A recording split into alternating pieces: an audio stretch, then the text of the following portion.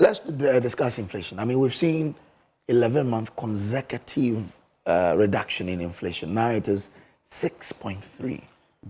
I mean, the longest ever. I'm not the way you are. You hurry to start.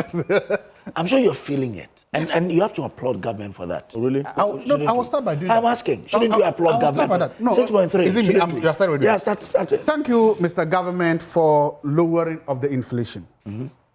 It's a good thing. On paper, it's beautiful. On paper, it's wonderful.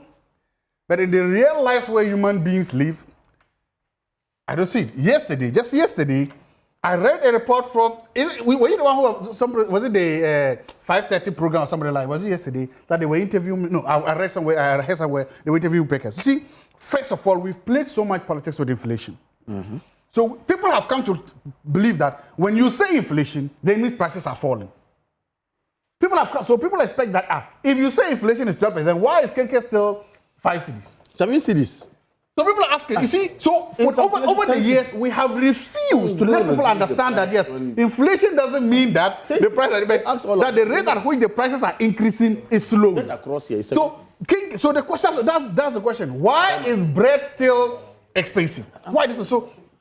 That's the point. So first of all, we have to do that. We have to tell the people that. We have to try to educate people that just because we are saying the inflation has increased doesn't mean that automatically prices will just increase. It doesn't mean automatically Solo can afford a Mercedes-Benz. No. That's not what it means. It means if the prices are even increased, they are increasing at a slower rate. We have not done that to Ghanaians. And that is why the so-called ordinary man on the street was simple as, are we going to chop inflation? We are going to chop kenke. Is the price of kenke up? No. That is the first thing I want to say. But secondly, there's something else that happened to inflation. Today, was it yesterday? The toothless TUC issued a statement. Saying that, yes, toothless. Saying that government should negotiate the 9% increase because on January 1st, what is going to happen? Water alone is going to go back by 9%. No. Water is 15.5%. 15%. Electricity is 9.8%. That means, so I asked the TUC, when you were negotiating for 9%, you didn't know this? I know, but nobody They didn't know. Good. And that's the point. Professor Jampo has a theory about negotiation with the TUC or labor. His theory basically is that labor unions, when they go to negotiate, they are negotiating for their own interests, and that the unions become richer whilst workers become poorer.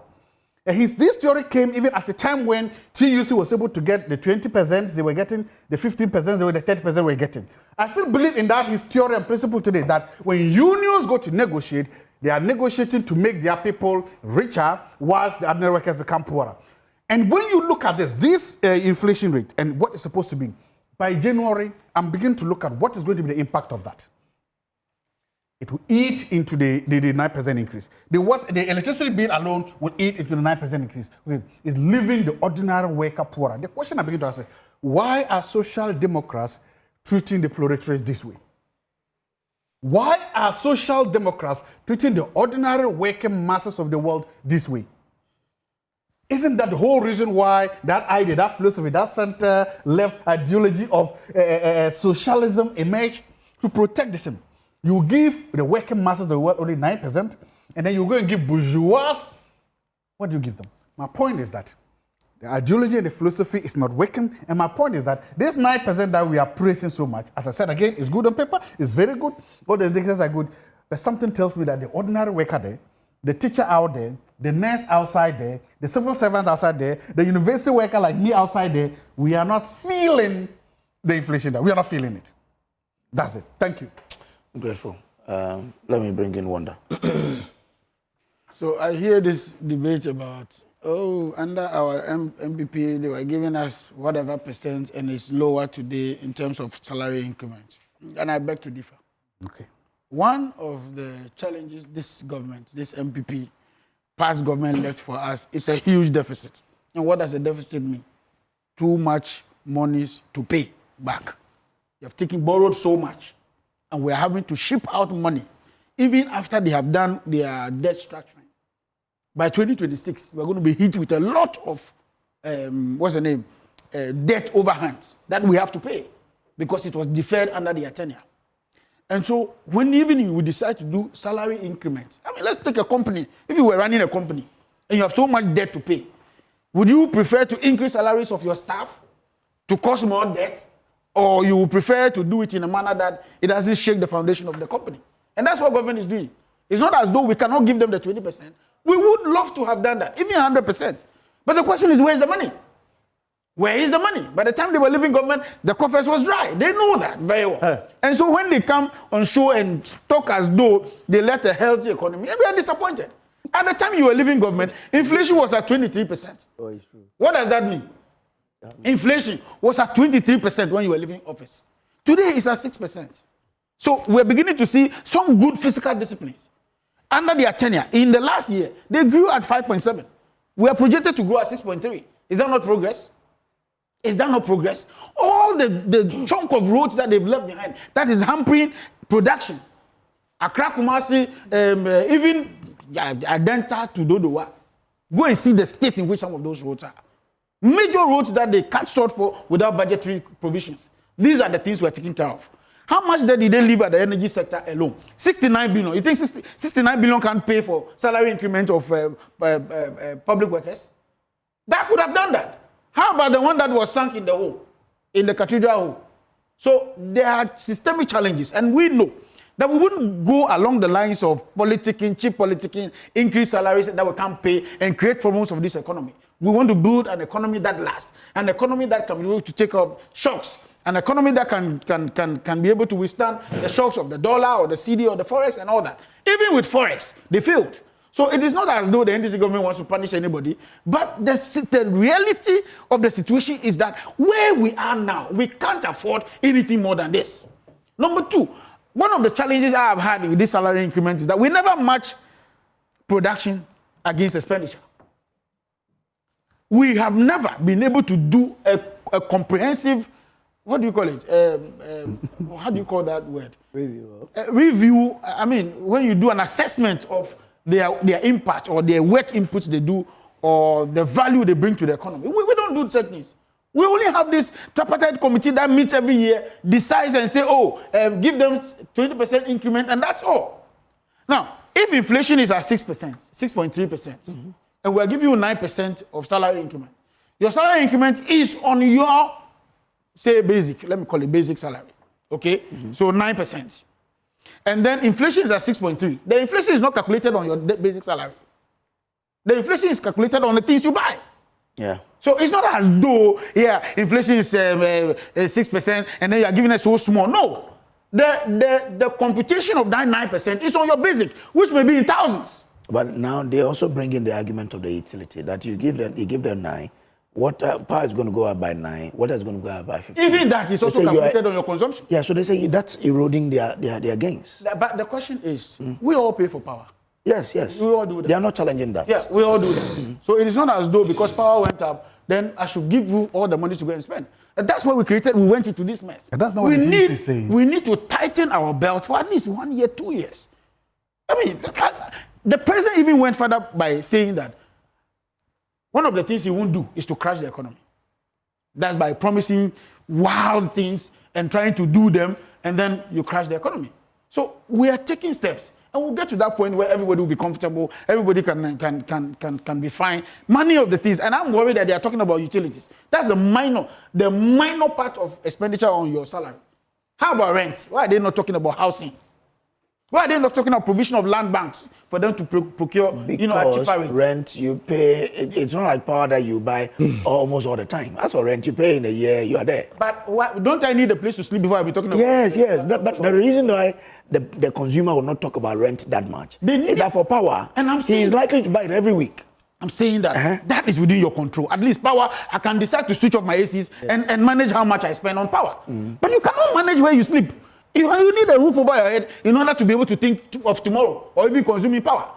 The most important thing which the workers' union should be fighting for is accommodation, is housing. Once you have a decent housing, you can control all this. Why? People are switching off to solar and to all other means of power generation. People are switching off to boreholes. I mean, there are areas in this country that you can get very good water without relying on Ghana water and all that. So all those ones can be controlled. But the place where you sleep, where you lay your head, should be the focus. Like this? So please, it's not as though the NDC is against any worker union or public sector, workers and all that. We love them. We would love to give them more. But at the current state in which we are, the economy is in very dire straits as they left it, and we're trying to fix it. So the MPP should not be making too much fuss about it. They should watch us fix the economy that they left behind. On the backs of poor working Ghanaians. Let's come out. You they increase your salary. It was even paid. You didn't come and tell us. No, the two gentlemen, Wanda and Zaato. Allow Kamal to come in. Please, it's Kamal's time. Hello. Kamal, yeah. I quietly listened to Dr. Zaato and listened to my brother Wanda. Wanda's submission reminds me of if the country is too hot, get your passport and get out. You know who said that? One of their own, Nunu Mensah. His submission could be likened to that. He says, if water bill is too much for you, go and dig borehole. That's NDC speaking to you today. No, correct him. Oh, please. He said people. What I said is. Oh, no, please. He says there are areas. I listen to you. You mentioned borehole. Come on, he says there are areas in this country that you can get. And he says that people will make borehole without relying on what? Ghana water. He's giving people option. This is the please, style of. No, let's not do this. Okay, allow him. Make your point. Come on. Yes, you see, Kojo, one thing we must realize is that inflation rate fluctuates, given the circumstance of the time. I recall in 2019, Ghanaians hit 7%, 7.9%, then it later peaked to 7.21%. And the MPP government, single digit. Hell did not break loose. They didn't tell us that the economy was good. Today, we should celebrate Ato and celebrate the government of the day because inflationary rate that fluctuates because of some circumstances, okay, of your time, we should praise you. Interesting. Without respect, please. But see, the danger that comes with inflation is that when the rate drops, unemployment will peak. That's economics, basic economics. When there's no money in the system, what it means is that employers will not be able to employ or to hire to pay. Therefore, your unemployment that you want to fight will be a mirage. We sit here today. You say inflation has actually come down and it's not reflecting in the prices of goods and services in this country. We gave example of the price of kenke just across Joy Multimedia here. I buy my kenke behind here. It's 7 cedis a ball. Multimedia. Just across here. It's all kenke. I'm saying across. Where is that? You have no idea. Me, I'm a common man, so I know where I buy my kenke. Are you saying kenke is not 5? Are you saying I don't know. I don't need kenke joint. I want to go there. Oh, don't worry, I'll show you. Don't go. If you go, you spoil it. Me, I am just a common and street boy, so I buy my kenke, and the ball of kenke is 7 cedis there. The prices of goods and services, basic things, essential like food, is expensive. What again it means is that when there's inflationary coming down, it means what? Fewer money chasing what? Goods that are in supply. There's no money in the system. We hold money to artificially, with all respect. What I'm trying to say is that what is inflation?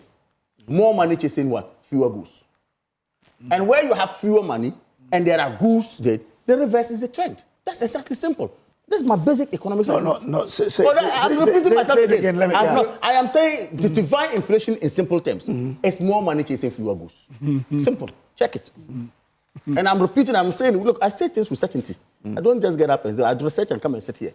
Honestly. You understand? So I am saying that when there's no money in the pockets of people, purchasing power will be low. Therefore. And you would have succeeded in the physical prudence that you want to actually do. And when you do that, you air people out. You suffocate people. There's no money. There's no power. But you may have goods. So your point is why today we have your point is that inflation is down because people don't have money to spend. You should balance it. Absolutely. Balance it. If you don't balance it, you have a problem. Farmers are crying today because people don't have money to buy their produce. And that's a fact. Farmers are crying today. Go to the northern part of Ghana. Rice is in glut. Maize is in glut. Tomatoes, people produce it, they don't buy because Solo doesn't have money in his pocket to buy. He hasn't told You understand what I mean? So this is simple economics.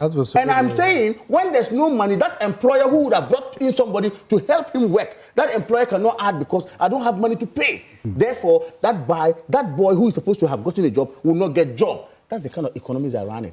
Paper economics. Paper economics. We don't eat paper economics under developing countries. You have to balance it. And when we talk like this, they tell us that why we knew why we didn't do it. That's I gave an example of 2019. I told you that it is not news. To acquire 6 point something is not news. We have done it before. So don't tell us that we should clap for you. Clap for what? Are you in classroom? Okay. So do the work and let people understand that indeed you have been voted for to look at the plight of the people and be sensitive to their plight. All right. That is a problem. You see, I'm not surprised that today, the budget they present in Parliament, a lot of errors. To the extent that their own budget, minority is calling on them to go and amend the budgets and bring it back. On the face of it.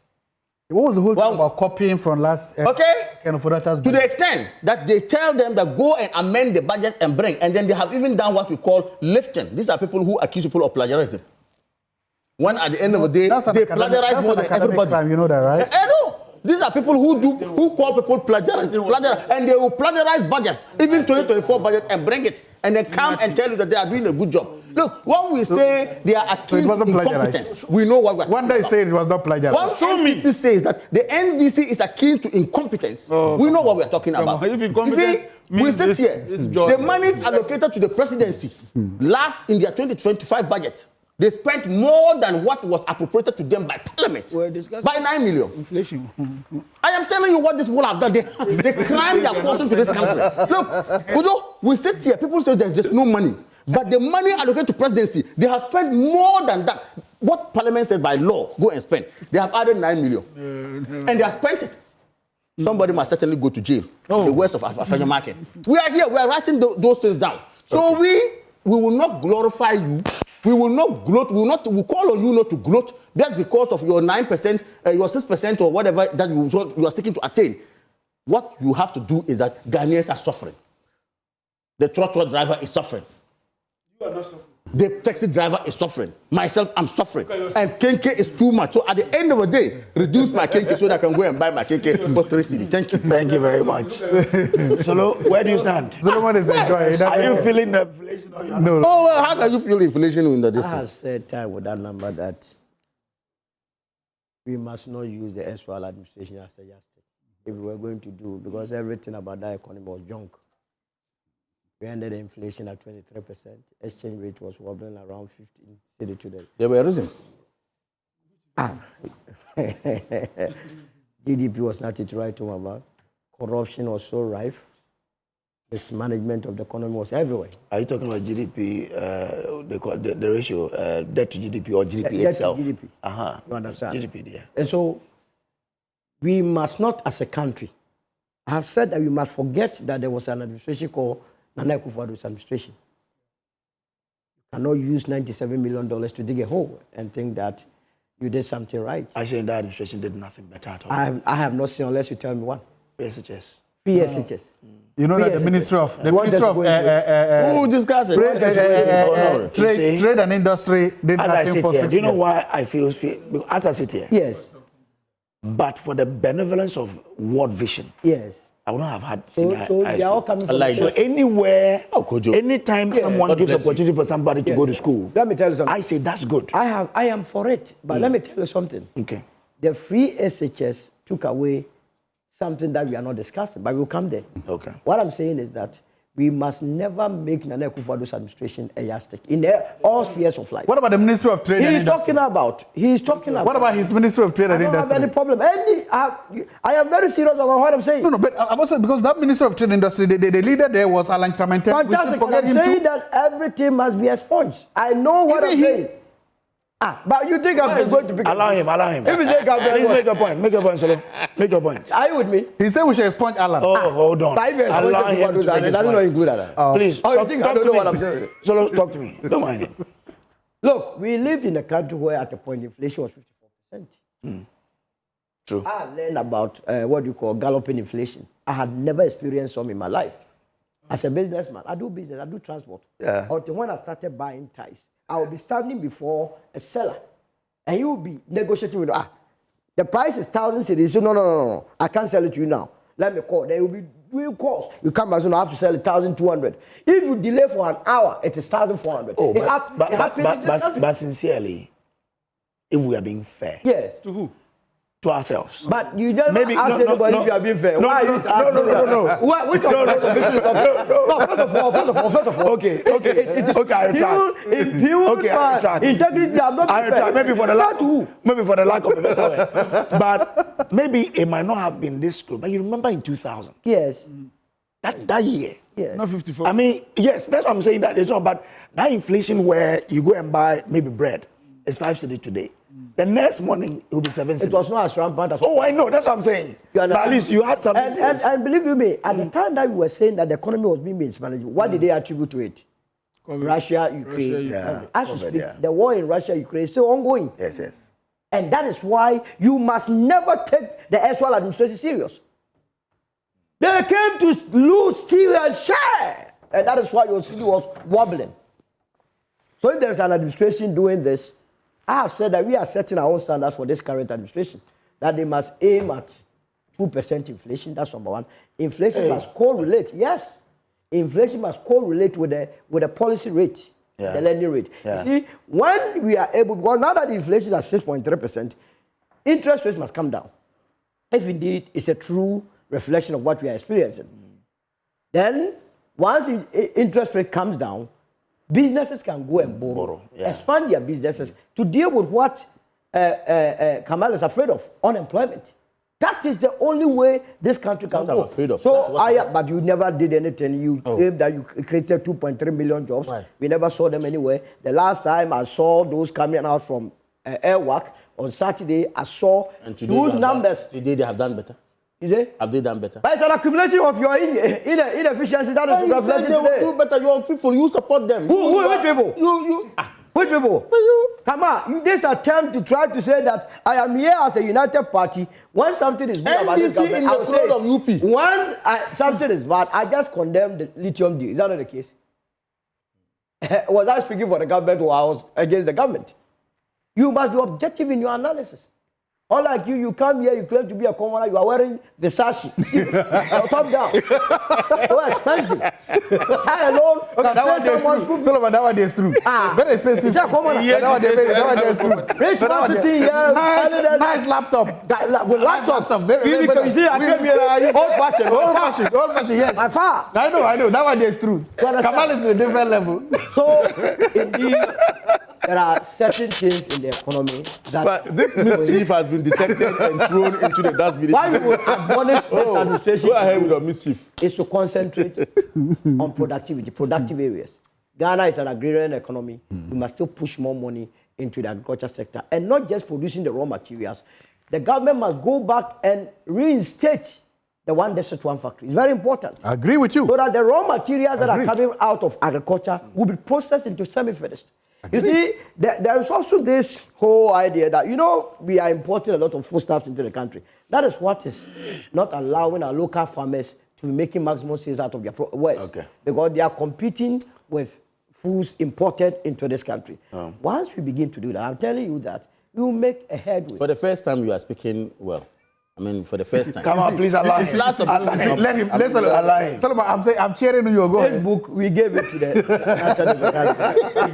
great translator plan. Let Solomon go. It is with the president. First time you are listening. We gave you a copy. See, And when people didn't make you I agree with. And now I am speaking to this document. You are here telling me that the first time. No problem. Solomon, I agree with you. I agree with you what you're saying. Agree with me. And one point is, I see what he said about the food. Look, if you go to Tumu now, go to the Salah West, If they don't you will vote for see you, I maize don't that you understand. The way you have made noise for cannot. Tumu You will and see Salah. maize, and they can. In fact, the price is so low they can't even have people to buy. You who said few seconds If you go there, you that will the not thing see. is not reflecting. No, that's what I'm telling you. There's The prices are maize. so low. it's so low you cannot even buy. Good government. Farmers are struggling and they are afraid that their serious, the farmers are investment struggling. will go into waste. Rice farmers are struggling. People are What's the name? Look, struggling. The thing happening to my people in Sisala is in Sisala West, in the northern Ghana. It's a shame and it's pathetic that someone is telling me that in Guchegu currently there are about 30 trucks parked there about to load goods. Someone just sent it to me. Let me show it to you. So the point is that I don't know where I don't know how the northern so the point is that playing out. And you know what? The government said they had released 100 million, and they said that it got finished within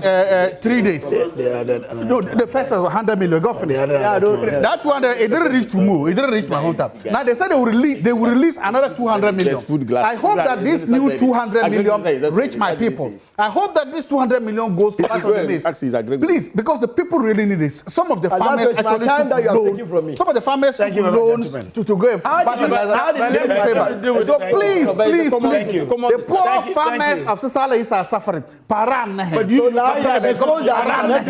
government, please help this farmers. You can actually buy and buy them. You have too much money. Go and buy them. I see. You see Zaato. The people money. Buy those goods. Why? They need help. Tell government to go and help them. You're not listening. Also tell government to go and help them, please. They need to help with that. You have a lot of money. You came to cry your own cry. You were now crying my own cry. You are enjoying your salary and Please, crying. His Excellency President Muhammad, the Sisala people, your kings are suffering. Help them buy their maize, buy their rice, put some money in their buy. Zaato, you have President Muhammad, Sisalas are your kings. Please help us. They are suffering. They are dying. The prices are so low. They can't have fast stock. Please, Your Excellency, thank you. help the Sisalas. Let's move on. From one Sisala man to another Gonja man, please, Your Excellency, help the Sisala people. They are suffering. They need your help. Thank you. Let's move on. Okay. Zaato has a lot of money. The president will hear. He will hear me this morning. And he will help them. You say he is your slave? Yes, actually, the Gonjas are slaves of Sisalas. The Gonjas. Let's move on. How did they become your slaves? You have no idea. Let's move on. It's okay.